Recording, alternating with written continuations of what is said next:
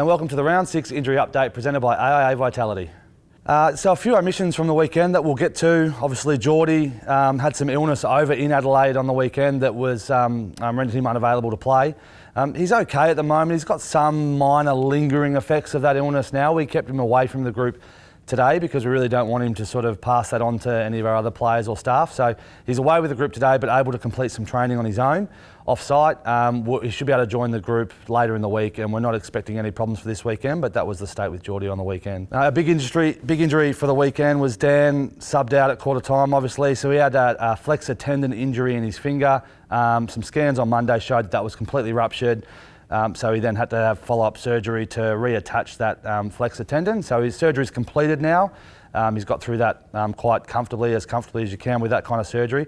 It's a really frustrating injury, this one, because we'll see really quickly that Dan's up and about, able to do all gym work, able to do all running pretty quickly post-surgery, but isn't able to do any ball work. So he won't be able to handle the balls for a period of 6 weeks.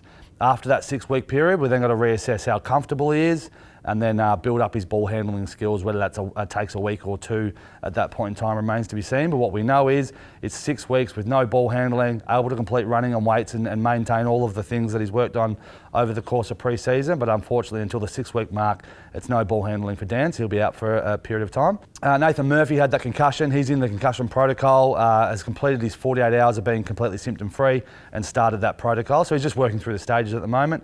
Had no hiccups to this date, so I did some light running today. And once we work through those stages, he's got to be symptom-free every step of the way. So we'll be able to provide an update next week or not, whether he's progressed a long time, but there's no time frame on that. We'll just go by what the protocol says and what the doctors tell us at each step of the way. So Jacob Ryan from the VFL squad was a late omission. He had some neck and shoulder signs and symptoms over just towards the back end of last week, heading into the game. We sent him off for some scans and decided to deload him out of the game on the weekend. Didn't want to put him at risk. Some of those have settled down, some of his symptoms, and some haven't. So we're just doing some further investigations. I think at this stage it'll be pretty remarkable for him to get up for this week's game, but these things can respond really well in a 24-hour period. But we'll just have to assess him later in the week to whether he plays this weekend or not, but that's what happened with Jacob on the weekend. And Joey Richards in the VFL game, just at the start of the third quarter, I think it was, went for a kick across his body, and he's got a pretty stock standard hamstring strain. The grading is a medium one of those. We'll just rehab him up. We're expecting it to be around about the 4 to 6 week mark, but he'll start his rehab journey today, and then we'll progress him as we can over the next 4 to 6 weeks. So unfortunate one for Joe. And then a couple of rehab players that are nearing a return. Aiden Begg, we sort of narrowed him down to return next week and be available for game time next week, which is really good. He's in full training this week, so back into all contact and everything. We want to give him 2 weeks of full training just with what he's missed to make sure that he's clear through that stage, and then he'll be available around 7. And Arlo's the same, so he's back into full training this week with that concussion. He's been through all of the contact progressions on the sidelines at the moment, goes into full training.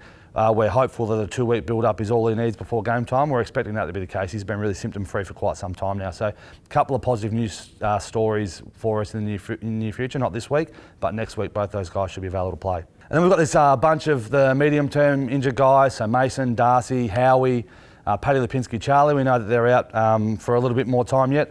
They're just all progressing as they can at the moment, and there's no further update to be given at this point in time. Once we have some more information and some more narrowing of timeframes on those guys and some updates, we'll be sure to let you know.